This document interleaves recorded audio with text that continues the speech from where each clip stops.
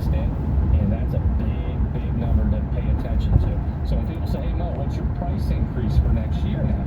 Well, I had it at 900 at the end of this year.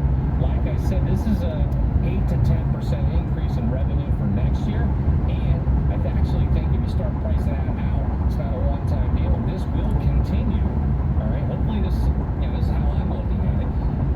This will continue. These orders will come in, and if they get some of the other companies out there to buy in too, that's even better. We can't price that in. I just think the opportunity could arise much quicker now than they expected. But moving forward, just say that turnover rate, if every 2 years they're replacing 90% of them, not just 1 year, but 2 years, they see that order again.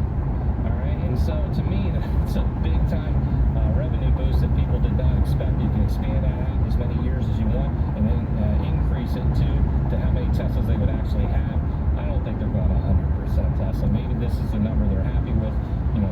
Between 15 to 20% of their fleet is going to be a lower operating cost for these rental car companies. They've been dealing with the government and everybody looking at them saying you're polluting with the ICEs. Now they're getting away from it. They're going to get a nice little pat on the back, if you will. There's some good things. So I am taking my price up. Not just the 8 to 10% from that revenue increase. I think you have to jump at 15% because you got the additional, hey, this is going to be, they're going to come back for new orders, and the possibility of some other people coming in. So I'm upping it by 15%. So I had this thing at around 1,200, 1,250 by the end of next year, 900 this year.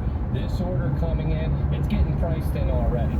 If I take that 15% to that 900, well, we're looking at about what? We got 90, half of that, 45, 135 onto that. So you're looking at about 1,035 would be my minimum based on knowing that order for 2021.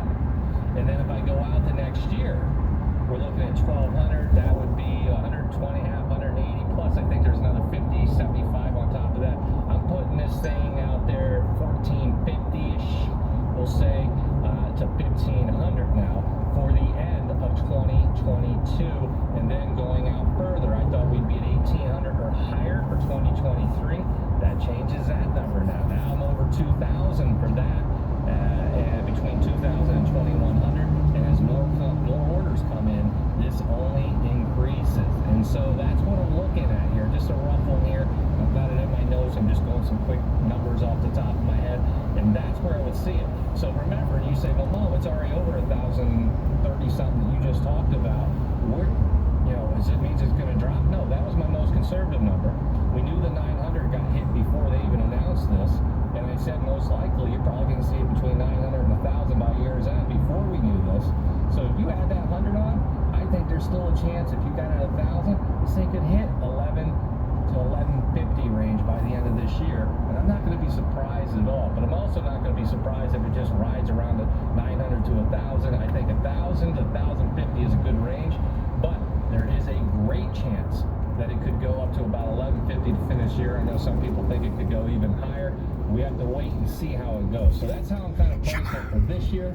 And then next year, like I said, it's going to get up there. I already thought it was going to be around 1,250, 1,200, 1,250. Now I'm thinking 1,400. Let's just make a nice range for it. Make it official. 1,400 to 1,500 for that year. And then moving forward, I think it's going to be over $2,000 in 2023 by the end. And that's my price on this. So if you're invested in Tesla and you're like, hey, what are you going to do, Mo? I'm letting it ride. I'm letting it ride. If you actually think it's going to hit these numbers I'm talking about, you let it go. You just say, hey, this is a long-term investment, ups and downs. It could go up 5, 10%, down 5, 10%. Anybody in crypto deals with that daily.